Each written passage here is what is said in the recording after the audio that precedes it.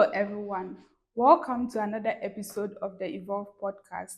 My name is Matilda Azenko, your host for the show. And today we are going to be talking about genetically modified foods. What are genetically modified foods? Are they safe for us? And to what extent will this technology help us tackle food insecurity in our country? I have with me two guests, a young gentleman and a young lady with me to discuss this topic today. Please, can you tell us about yourselves? My name is Felix Edidakwa. I'm currently reading a Master of Science program in Ecology and Nature Management with specific interest in integrated solid waste management. Previously, I have a Bachelor's of Science in Environmental Science. I am so motivated to speak about genetically modified foods because, of course, who doesn't care about food? And the kind of food we eat also has its own way of affecting our daily life. So, of course, it's an important subject that we need to discuss, and I think we're in the right direction. We're discussing it well. Okay, so my name is Bettina Savannah Bao for high school at Redeem, and I'm offering masters in agronomy. And I'm glad to be here to discuss about GMO. Thank you. Thank you very much. So, to start with, let's talk about GMO foods. What are GMO foods? Okay, so basically, we are talking about a new form of technology, biotechnology that is able to genetically modify or change the DNA of certain organisms, which makes it resistable to diseases. That's the most important aspect, and it helps to prolong and make it quite cheap for consumption. So basically, those are GMOs. But you see, um, then the question comes in as to how they are safe for us to consume. I'm sure, of course, that's what most of us will be thinking about. So once we know about it, the technologies are different. Each is specific, and I think that each has its own way of modifying using one technology or the other. So the technologies bring the differences in the kind of products that are produced. Ultimately, the consumers are the ones who have to bear the brands, either it's safe or not. So I'm sure as we get into the discussion, we'll talk more on that. Yeah, so I think GMO foods are genetically modified foods. So with their makeup is like taking the original food or crop and then you fusing it with a DNA, specific DNA from another crop to improve on it. So it's not really bad. It's a good thing because some crops lack some specific traits that are in other crops that we need to fuse it into those crops to make it modified for consumption. Thank you. Okay. So, talking about altering the genetic traits of these crops, does it change the natural state of it? Can we say genetically modified foods are not natural foods? They are natural. It's just that they are lacking some traits in them.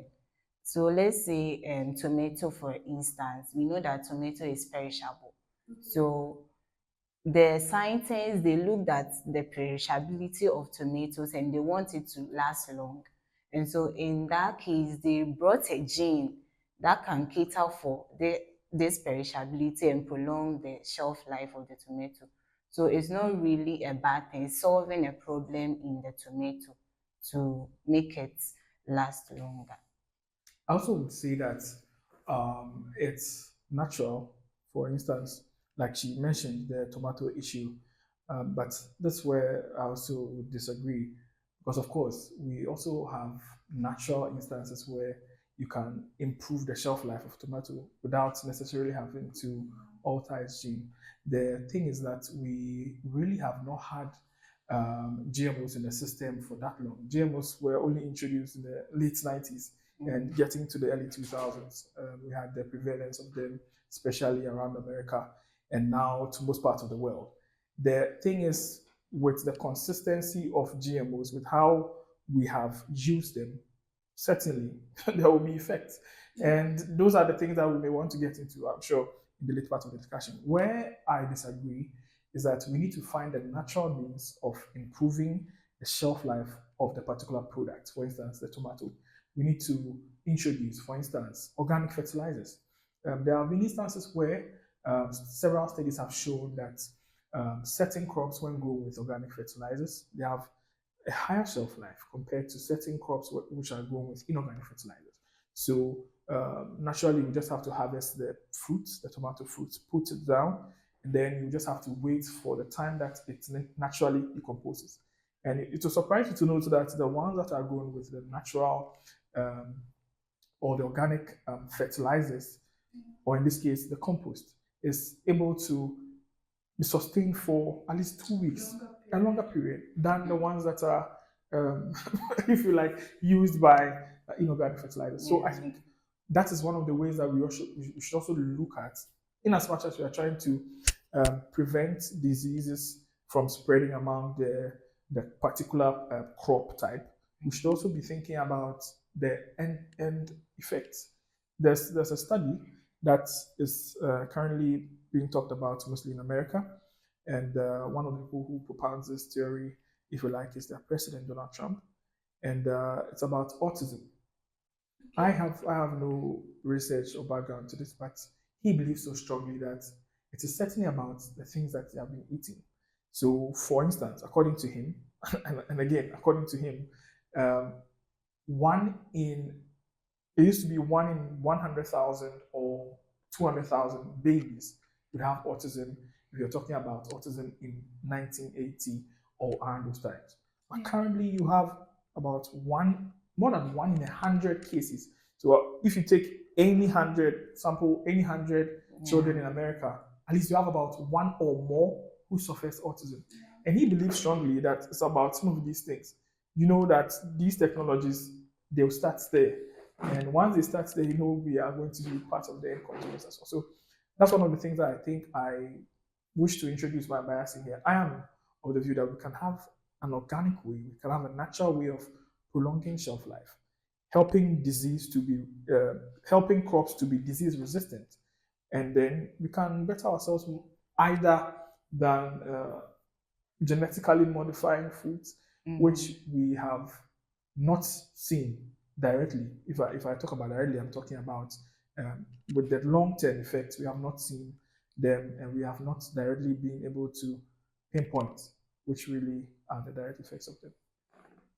Okay, so with what Donald Trump said, did he just say it out of should I say observation, or there is some strong scientific I believe evidence to back up what he's saying? well, I believe there's evidence because Because I think I see that a lot of things have changed. Things are no longer like how they used to be. With regards to the food we eat, people do a lot of drugs these days, take in a lot of alcohol, a whole lot. The climate, everything has changed. So looking at it from one perspective, I think is being so dismissive. Maybe we should try to explore other options to I, be. I, I, I agree with you. I Yeah. agree with you that it may be one-sided, but certainly that side also cannot be overlooked. The thing is that the patterns changed at a time where we felt these GM foods or the GMOs have been introduced, and have been introduced at a rate where the world, or for them particularly, they have not seen at such a rate. So if he has a concern and he's attributing it to probably the food, it's fair to say there are other factors, but Yeah, there typically are we should definitely also, other factors yes, causing it. So yes. it would be fair to look at it from other options too, and not just from one side. To what extent do you think GM foods will help us tackle food insecurity in Ghana? I mean, Ghana is one of the countries that is facing food insecurity, and it's all over the news. And like we basically see people going through it every day. People around us. Sometimes people have to eat what they don't want to eat just to be able to survive. So, do you think GM foods is like a breakthrough for countries like Ghana? I think so because You see the growing population as it continues to increase. We need to do something about our food production because as the population is increasing, we need food to survive. And so with the intervention of GMO, it's kind of increasing our production. Gone were the days that we used to suffer from pest infestation due to um, resistance of crops to the pest. Now, because of GMO, crops are growing resistant to pests, and as a result, it's increasing yield. So, GMO intervention has done us some good, and we have to acknowledge that. So, I think it's good in terms of food security. And also with the GMO intervention, we have some crops that are being fortified with some vitamins. And as a result, it's helping us in those deficient foods. So it's a good thing, I think. Well, I also agree with her. The beauty is that now we are producing disease-resistant crops. So for our food security, that's a good. But I also would recommend and encourage that we spend enough resources to actually research to the particular technology that we are using for the particular crop. You know, the technologies differ, and it's depending on crop to crop. So we may have to look into it. Probably we set a whole department to actually research into it to find out really what we are bringing upon ourselves, because we don't want to solve a problem and then create another one at our own expense, probably in I the think future. Sari is doing a very great job in Ghana. They have come up with a lot of GM foods that are still under field trials. Yeah, so I think Sari is doing a great job. Yeah, but there are also other research institutes that I think can work together to, yeah. Talking about the pest resistant crops, I came across something while I was reading that it is possible. Like, I don't think it has been proven scientifically, but it's just something that people are scared of. What if, let's talk about weed resistant crops. Would there be a time that um, maybe these crops might transfer some of the genetical engineered traits to weeds, which will also make the weeds like very resistant to pesticides?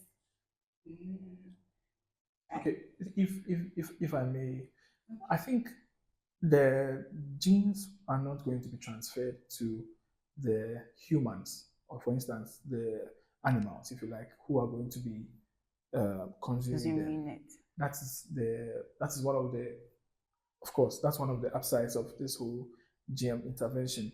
The consumers, or for instance, the consumers, they will not suffer directly in terms of DNA loss. Yeah. Once you take it, your internal system absorbs it by digestion, and you're only going to receive the nutrients, and then Okay, I think those that is directing to like is directing towards our environment, because when we have weeds and crops on the same field, and these genetically modified crops that are resistant to pesticides or weedicides transferred some of the genetically engineered traits to weeds. These weeds become resistant to weedicides. So getting rid of the weeds would become a very big problem, especially to farmers. yes, in that perspective, I understand.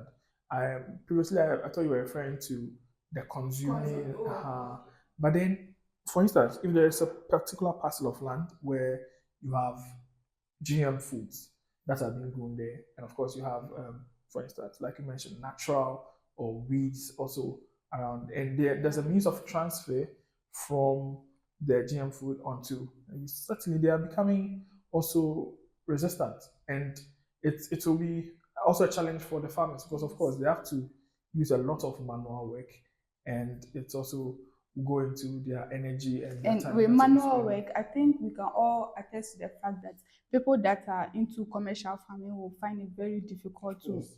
tackle weeds like that, because you don't expect someone to go into a, let's say, 20-acre farm, taking getting rid of weeds Weeds. manually. That would Yeah. be a lot of Yeah. work. So I think this we know the very well that GM foods have okay, scientifically, I don't think there has been any evidence of any risk in consuming GM foods. Yeah, but everyone is talking about the future. Probably there are more problems that we'll experience in the future that we know nothing about. So when these problems start popping up, how are we going to tackle them? So if I may start, the thing with GM foods presently, like you mentioned, the introduction has not seen a lot of years. So probably we are yet to enter into another phase where the trickling effects will start with us. Probably not with our generation, maybe the unborn Yeah. generation or the next two. So we need time to pass off. But the question still remains invalid. If it gets to that time, what do we have to do? Do we have to simply go away from them and return to our most natural way of feeding or most natural way of getting our crops, which of course may be costly at that time? So I think we should have a plan. We should have a plan that is ahead, that is going to tackle the issues which may arise out of them. Because, of course, there's need to plan and know what we are getting ourselves into, even before we venture into it. Because in Africa and in a part of the world where we come from, GM foods, they are not really things that we have knowledge and research about, you see. So I think the question is whether we need to think and get a plan as to whether we are venturing into it for how many years, and after which we will compare and contrast what we have made in terms of progress or in terms of regression. I also think that with the GMO foods, they are not really trying to stop. And every time there is improvement in technology, and they are still like preaching about it that it's good, it's helping people, it's improving on our food security and all. So, but the thing is, the end result of it is what we don't really know, because there hasn't been any research that is saying that GMO foods are not good. Because of that, people are also bringing their minds into it that because there is no evidence disproving that isn't is no good or something, we are still in the what? The GM era. Yes, in the GMO era, so we are in it. But the end result is what we're supposed to think about.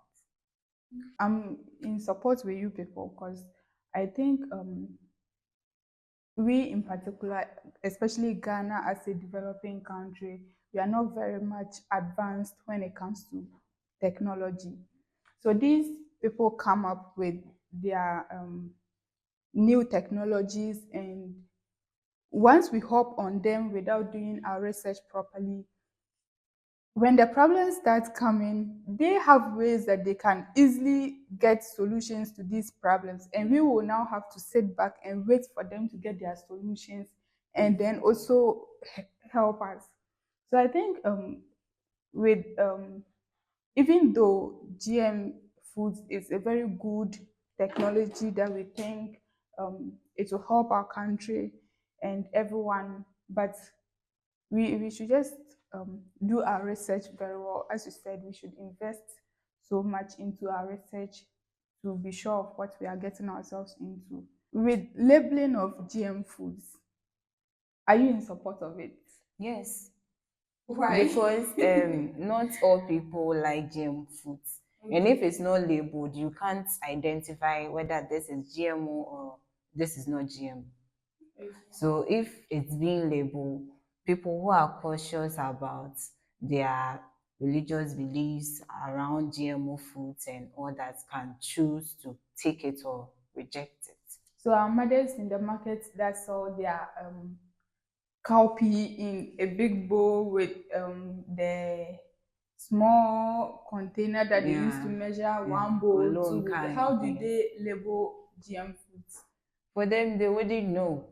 They wouldn't know because it's not written. Let's say when you go to the farms, they just after harvest they put them in sacks. So it's not written that GMO or it's not. Let's say you are a sales girl, yeah, and someone comes to your shop to buy tomatoes.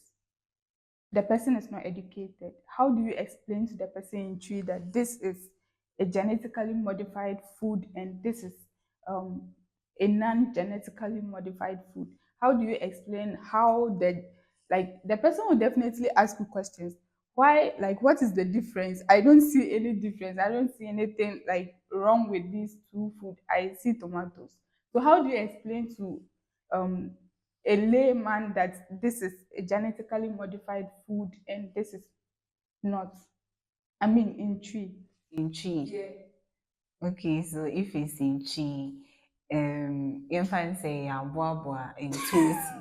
Oh, is it not like that? It is. Yeah. It Yes, is. so you could see that there are differences if you've been observing this thing. The ones that we are used to growing up, our own local tomatoes, some are the color, we know the redness of tomato, and the other one, the GMO, it's not as red as. But you know, some of our, even the tomatoes we harvest, we grow in our backyards, sometimes they are not ripe and we harvest them. Yeah. So seeing an unripe tomato, like the color doesn't really say much Yeah, about the it. color is not also okay. The color is one factor, and Okay. also the taste of it. And I've not when eaten the tomato yet.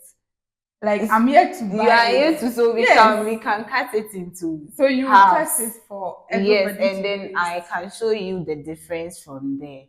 Okay, so you can your physically you can observe it how it's looking like when I cut it into two. You can see that there is a difference.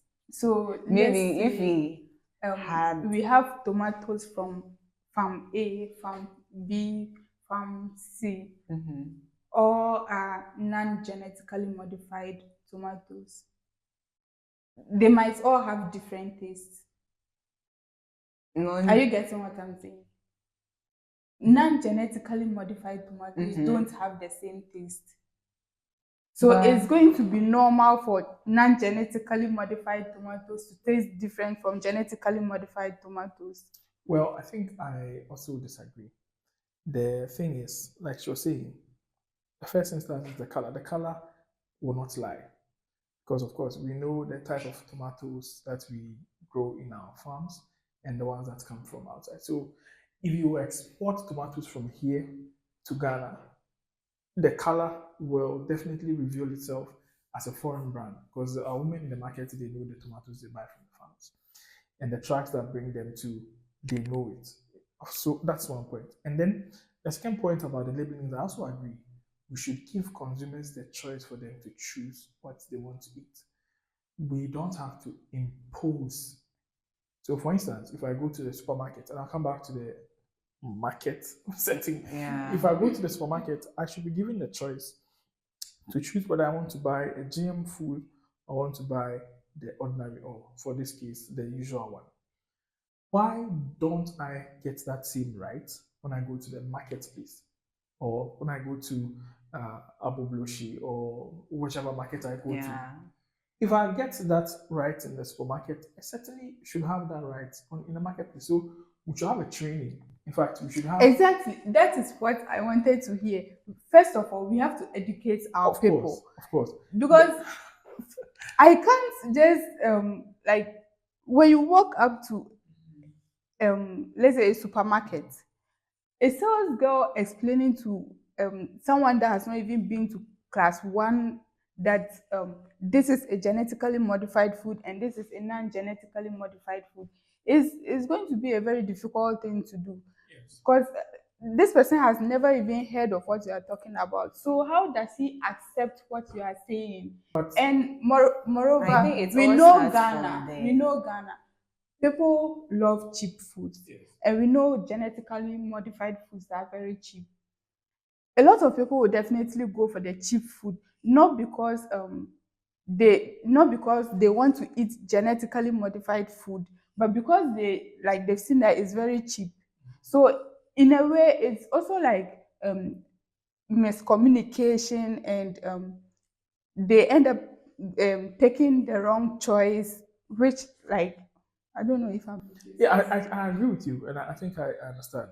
But the point is that we need to be trained on really what genetically modified foods. If the information services could pick it up, if it's arising as a matter of policy, then we have a lot of concentration on that. We can introduce our media to also understand so that they can also propagate it as well. We need to know what the GM foods are and what our ordinary or daily Yeah, our conventional food. conventional Yeah. spasiba.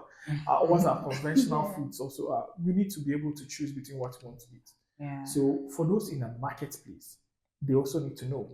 And they will know this if the people who are propounding the GM foods also take time to teach them. I agree that in terms of knowledge and in terms of wisdom, those Yeah. people they have a lot of it because Yeah, if you Yes. have it. So I think that if we are able to educate these people more, when someone walks to the market, then, oh, this is a genetically modified food, this is a non-genetically modified food, the person will be able to go back to the time, recall, yes, oh, this is what they were talking about on yes, TV on the TV and other radio, day. yeah. Oh no, I want the non-genetically modified one. Yes. But if I don't know about it and I just come and you are telling me that, oh, this is, I want the cheap one. I mean, I'm a Ghanaian. I will go for the cheap one. Of course, Yes. and I think that's one of the advantages of the GM foods. They Yeah. are relatively cheaper as compared to the conventional And the foods. size too. Yes, that's what I was Yeah. mentioning. Yes. That's what I was They are mentioning. more There was a bigger. time Yeah. I actually, like, I was beginning to think that we had genetically modified carrots in Ghana, because there was this time that I started seeing this very Big, huge big carrots, carrots. and I was like, no, this is not normal. It's Because big. I know my country to Yeah. be producing very tiny carrots. Yeah. So where from all Slim. these Slim. huge Yeah. carrots? Yeah. And Yeah. it was really very difficult to cut. Well, I wouldn't disagree with you because of course I think we also have same variations here in Russia. Yeah. Yes, there are lots of carrot variations. You sometimes get confused what to choose Yeah. and what not to choose. But that's the reality. I mean, back to the Ghana case, we need to have a plan. I always mention plan. We need to have an intentional plan to try to educate our people because they're the ones who are going to be buying, they're the ones who are going to be Yeah. consuming, and they're the ones who are going to be selling. You see, so we need to identify all these three key stakeholders or players. We need to train them and we need to make them know what we are getting ourselves into. If really it's a matter of policy, then okay, now the Ministry of Education, the Ministry of Information is defined. We would even have to reorganize our curriculum and introduce it as a matter of training our young ones. So because they are also going to be consumers. We need to We need to know I what we are think that taking in. it's time Ghana, the youth, take over farming from our old people, because there are a lot of new technologies that are coming that these old people are not ready to embrace them at all, which are really helpful. And we the youth, even though we have the knowledge, um yeah, I know we don't have our own farms and Things like that. yeah, but living farming, for like, most of these farmers are still using outdated farming practices, and I think that's the reason why our farming, like, we are doing so much hard work, yet we get very little produce at the end of the day. I think I agree with you. I agree with you, and I think now is better than it was before. Yeah. Frankly, Yeah. a lot of youths are venturing into agriculture, and they are doing it on a very very large scale. For Yeah. instance, just the John Dumelo. John Yeah, Dumelo Yeah, has, John yeah, Dumelo. I mean, now he's the deputy minister of agriculture. yeah, Mm-hmm. He is actually into agriculture. Even the president of Ghana himself, yeah. he has said that as part of his retirement plan, farming is one of them. You understand? Or farming is his retirement There's plan. money in farming, You like agree? there's You a agree? lot Yeah? of money You in will agree. There farming. is a You will lot of agree. Yes, money. there are A some lot. things that when people are into it and they're making money, they don't shout. Yes. They don't shout. You So don't want to if spread you're your good waiting for news. someone to come and tell you that there's money in Yeah. Yeah. agriculture, Yeah. Mm. you wait for a really long time. Uh, over the past 4 to 5 years, there's been this time where fish farming became a big thing in Ghana, Yeah, especially from where I come from. catfish. Catfish. It became, Yeah. yes, and I think now it still is because Yeah, people really enjoy catfishes catfish. and Yeah. tilapias. Especially around this time, 9 p.m. when you're strolling around some of these food joints, you really see huge Yeah. people. Yeah. I mean, I getting miss these. Ghana tilapia. Yeah, Toshi. Yeah, Toshi.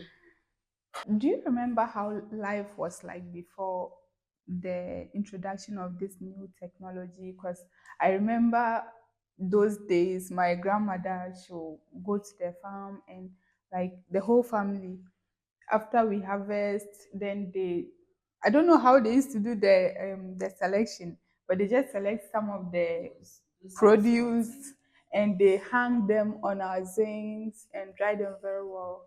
And that's the seeds for the next farming season. I think all this is because we want to know more, we want to explore, we want to bring new variety. You see, the olden times where we used to domesticate our crops and animals from the wild, and then we'll breed them, and then let's say we'll get new breeds, and we'll be like, oh, this breed is big. See how fat the pig is, see how nice the crop is. So with this, it continued that okay, then there are new technology. Why not stop breeding and then introduce the DNA from here to here? So it's about exploring, knowing new things. We want to know what if we add this to this, how will it be? So it's about exploring that has gotten us this far.